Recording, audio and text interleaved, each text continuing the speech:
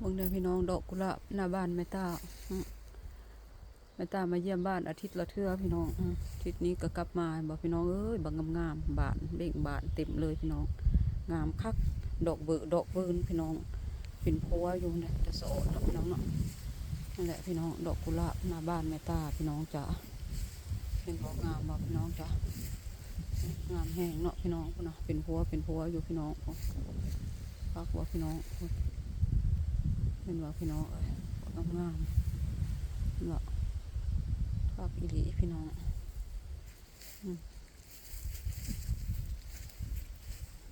โทรหาลูกบ่รับสายก็เป็นห่วงก็มาหาลูกพี่น้อง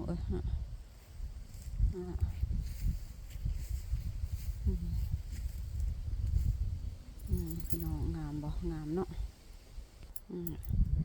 ดอกกุหลาบหน้าบ้านแม่ตาพี่น้องกำลังเบ่งบานอ่อนโซนนะแม่ตาบ่งามอีหลีได้พี่น้อง